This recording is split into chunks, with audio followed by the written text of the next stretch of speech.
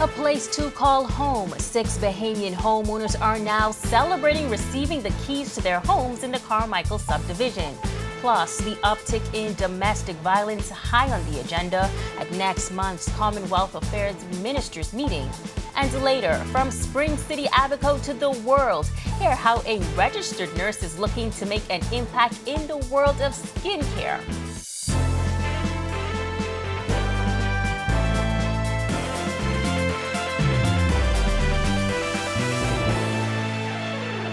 This is Our News Weekend. Thank you so much for tuning in. I'm Megan Shepard. 6 families are now new homeowners after receiving keys in the Renaissance at Carmichael Village subdivision. Our Jamila Mizik was there and tells us it was a joyous occasion for the new homeowners who will move in a matter of weeks. It is the second housing initiative developed under the Davis administration. The Renaissance at Carmichael Village will be a home and community to many first-time homeowners. 200 homes built in phases. Transport and Housing Minister JoBeth Colby Davis. Phase 1 and 2. The Renaissance at Carmichael will consist of 106 single-family homes and 8 condominium buildings. The single-family homes will range from 2 bedrooms to 2 bathroom models to 3 bedroom to 2 bathroom models. The condominium units will range from 1 bedroom to 1 bathroom models to 3 bedroom to 2 bathroom models. Completed single homes and condominium buildings are being turned over in stages. All homes and condominium units will feature granite countertops, hurricane impact windows, and architectural shingles. And the prices will not exceed $175,000. Prime Minister Philip Davis, in congratulating the new homeowners, emphasized his administration is prioritizing initiatives that help achieve security and build wealth. Bahamians must own more of our economy.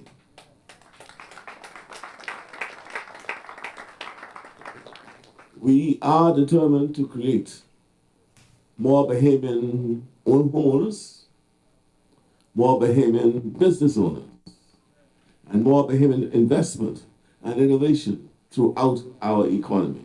Among the proud group of new homeowners is 38-year-old Lashonda Mader. She's the mother of a 6-year-old special needs son whose home was specifically outfitted to suit his accessibility needs. I feel extra special and grateful to God today. It means a whole lot because I don't have to worry about the hassle of him having accessibility to get into the home, and they already made that provision for me. All right.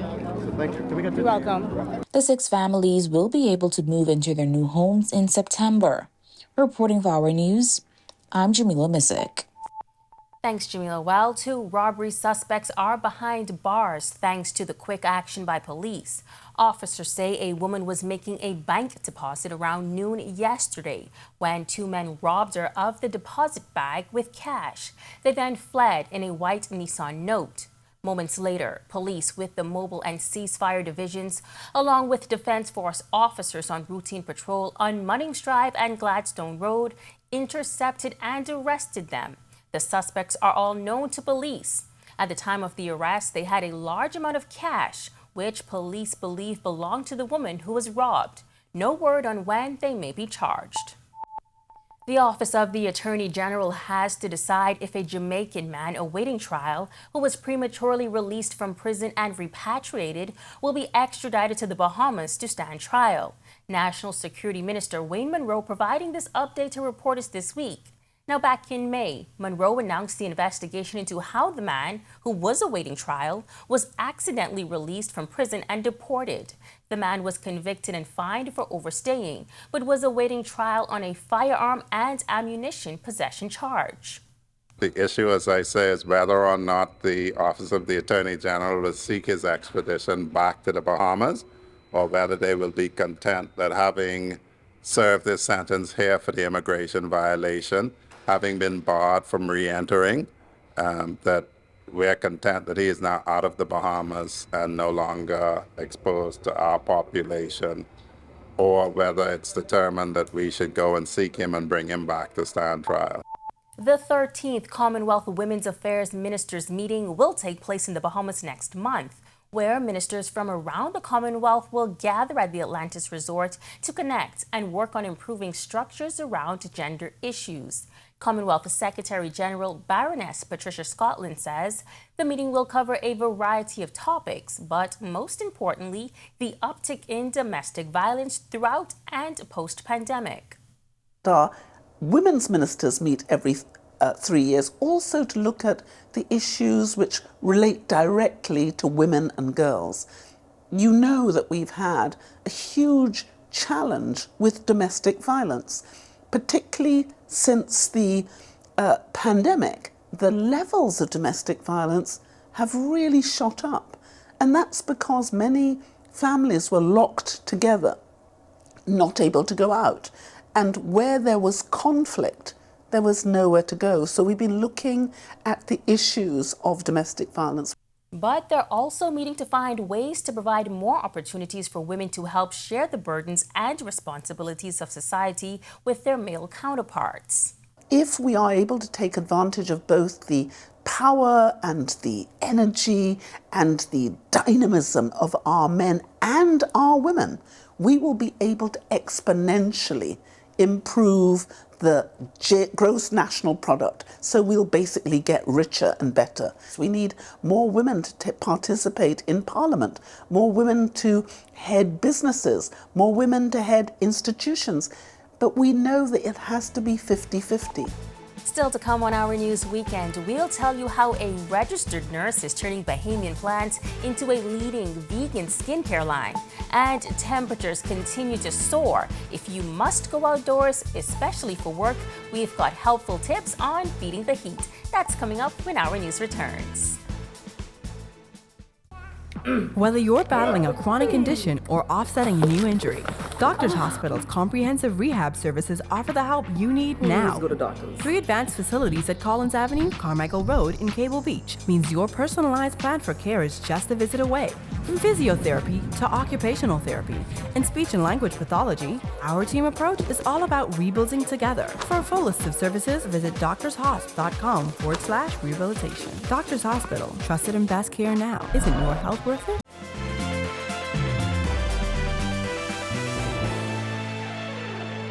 Well, the Miami Heat couldn't put the burn on the Boston Celtics in this year's NBA championships, but this Bahamas heat wave sure is beating down on residents with high temperatures and record-setting heat indices.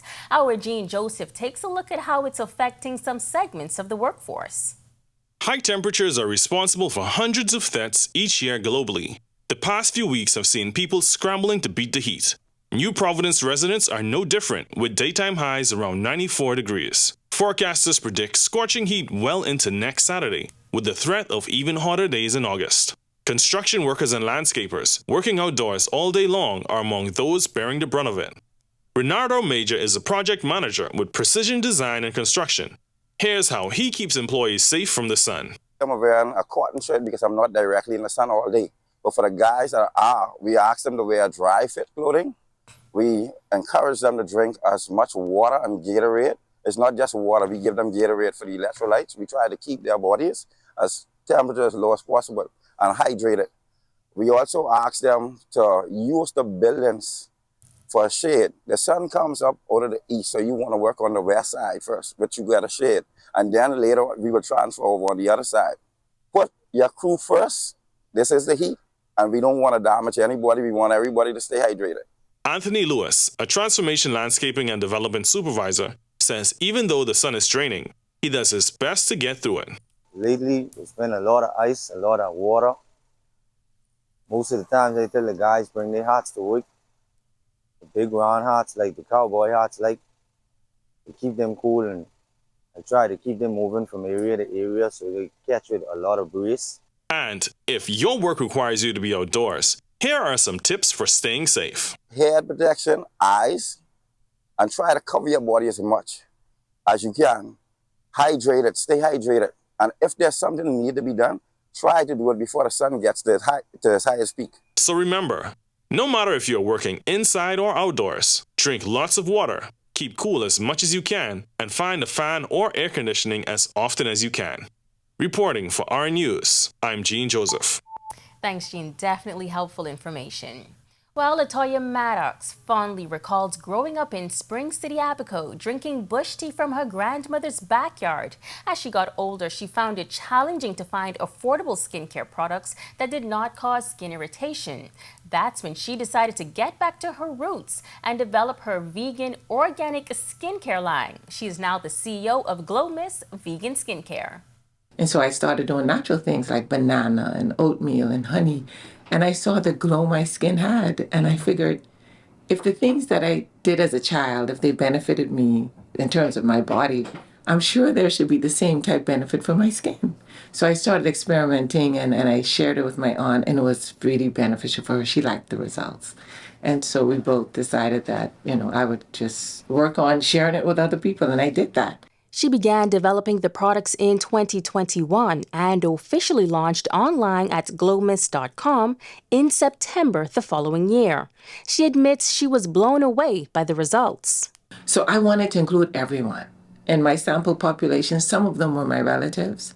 Like my mom, she really wanted to be included, but she has very sensitive skin to fragrances. And I know that she represents a good pool of people out there. So I wanted her to be included. So I excluded fragrances. My son has an allergy to gluten, and I know he represents a large number of people. So I did that.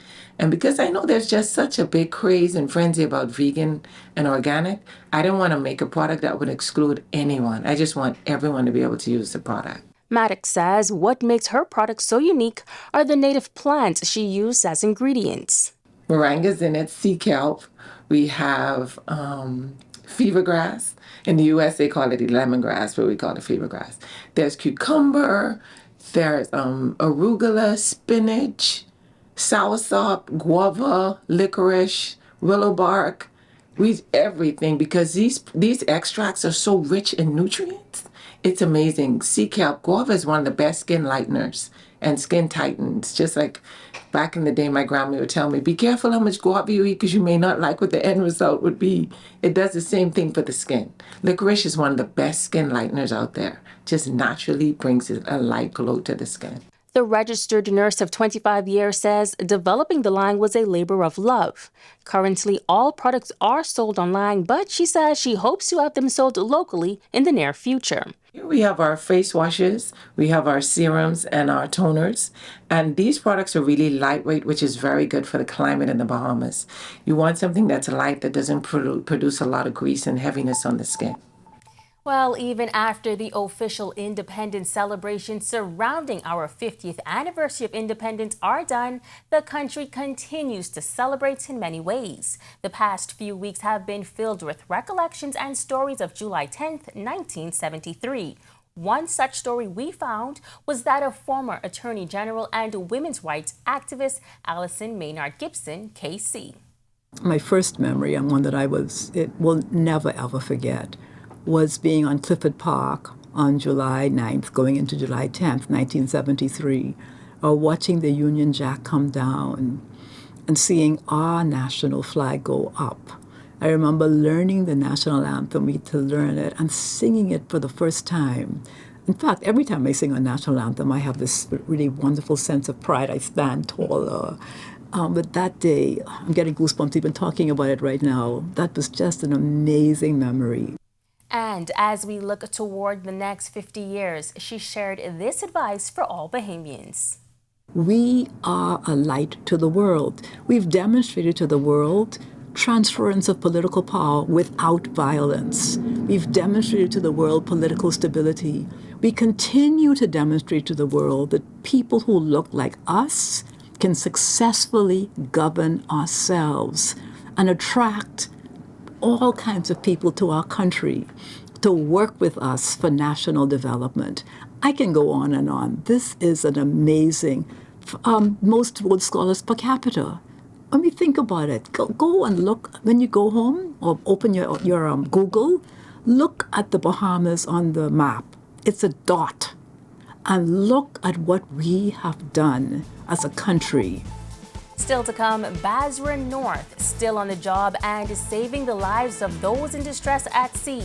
But now that organization needs your help. Plus, our Generation Next segment is truly a story of inspiration, from failing grades to a future doctorate degree. Stay close for the details when our News Weekend returns.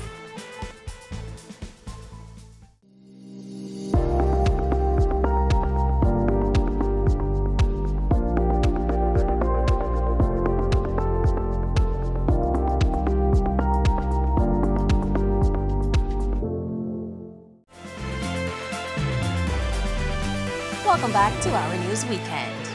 Whenever there's a sea vessel with passengers in distress or even a downed plane at sea, one of the first agencies contacted to help is the Bahamas Air Sea Rescue Association, also known as BASRA. They often work along with the Defense Force and U.S. rescue agencies in rescue and recovery efforts. But unlike many of the agencies it supports, BASRA is a volunteer organization which relies heavily on public donations. BASRA's Northern Bahamas operation has a new board which has placed a priority on fundraising. Board member Captain Cameron Gibson explains.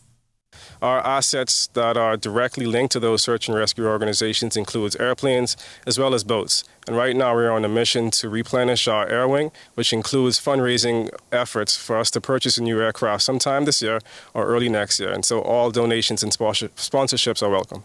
And as we said, it is a volunteer organization that relies on memberships and fundraisers. They are always open to new members and volunteers. Here's how you can join. So one of the common misconceptions about BASRA is that to be a member of the organization that you need to own an airplane or a boat, which is simply not true. In some instances, it is true for us to build our asset base. We would need assets from private Bahamas, but anyone can volunteer in any number of positions that we have here within our organization. When we take our planes up, we need trained spotters to assist our airplane pilots. We also need social media influencers to help us push our social media agenda, as well as accountants to help us balance our books. Now, this next story is about overcoming. 33-year-old Alejandra Pinder describes herself in primary and high school as an underachiever. From extra tutoring and after-school classes, no matter how hard she tried, she simply could not make the grades. Yet, she has managed to transform herself into the definition of determination and overcoming.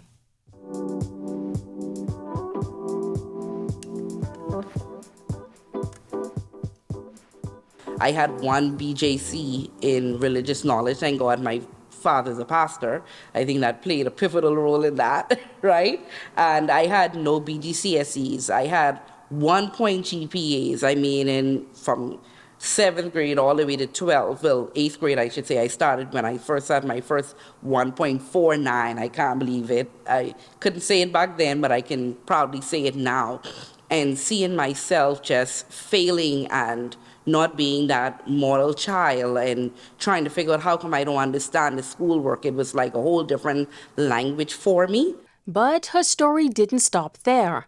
Pinder was accepted into Florida Memorial University to study education. She credits her academic turnaround to a professor who took the time to get to the bottom of her learning challenges. That particular professor asked me to stay behind after class one day. She said, read this book and answer these questions.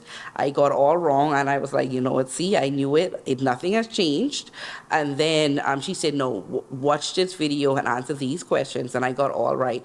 She said, I finally get it. You are a visual learner, and you were only taught in one way how to learn, but I'm going to teach you how to apply that to all of your subject areas.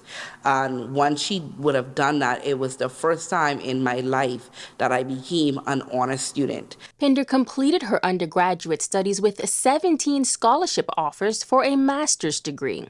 She's currently studying for her PhD at Colorado State University, while also teaching and running an international recruitment service.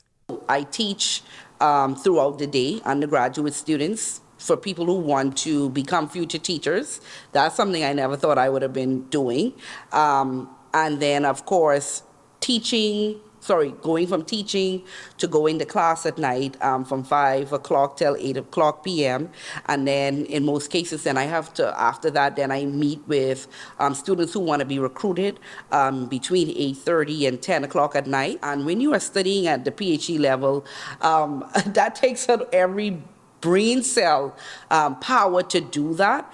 But I take it very serious. I love my program what I'm in, and every teacher have challenged me since I've been in that program. Her advice to students looking to excel: use social media constructively. There are different organizational groups that you can join on social media to help encourage mentor you. They need to know that, hey, I can go on social media and find these people, ask them if you don't mind mentoring me, and they can be a part of that. Each of these students need to understand that they do need a mentor, but it also takes discipline in order for this to come across. And that is two things that a lot of our children are absent of, is mentorship and discipline. Well, the 6 Bahamas games are still underway across the island. Who are you pulling for? Our Tage Adderley has a check on the medal count when our sports comes your way right after this break.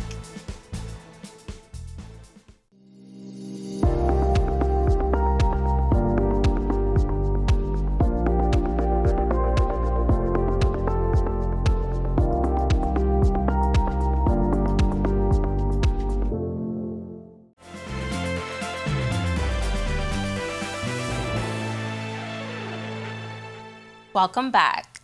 We are more than 1 week into the Bahamas Games, and it is a battle among the islands. While New Providence has surged ahead in the medal count, guess who's got more gold medals? That's right, my home island of Grand Bahama. Tage Adderley gives us an overview.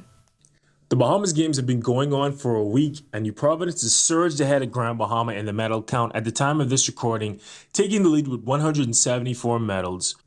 With 74 gold medals, Grand Bahama has more than the capital, 60, and the Columbus Isles are in third place in the medal count, punching well above their weight with 67 total medals. Grand Bahama dominated aquatics with 131 total medals, but New Providence is ahead in track and field with 38 total medals to Grand Bahama's 18. New Providence won the gold in baseball and won 2 gold medals in golf. They also swept soccer, winning in women and men. Long Island dominated sailing, winning 3 gold medals. Andros Tacoma gold in tennis, and Columbus Isles won gold in women's volleyball, with New Providence winning the men's. The basketball finals are going on right now at the Kendall G. L. Isaacs Gymnasium. Abaco is playing Grand Bahama for the women's championship, and Luther is going up against New Providence in a hotly anticipated men's final match. Be sure to catch the Bahamas Games and the latest news on our network on our social media pages. From the Bahamas Games, I'm Tage Adderley. Thanks so much, Tage, and a huge shout out to my colleagues here at Our TV who have been providing coverage and access to those games all week long. We appreciate the work you've been doing, and be sure to stay tuned to the Our TV network for the official closing ceremonies tonight at 8:30 p.m. And now it's time for a check on your weather forecast for the days ahead.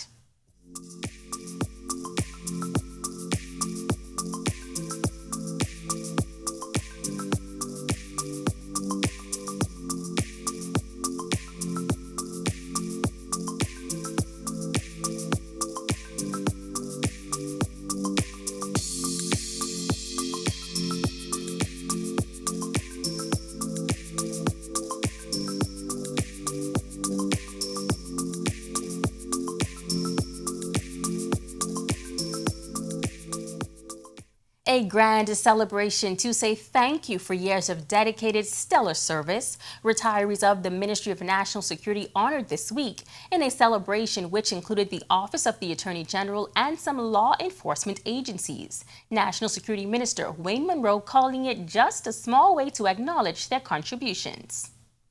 The Commissioner of Police clearly can't run every division, arrest every criminal. The Commodore of the Defense Force can't man all of the outstations or the vessels, nor could the captains, nor could the chief superintendents.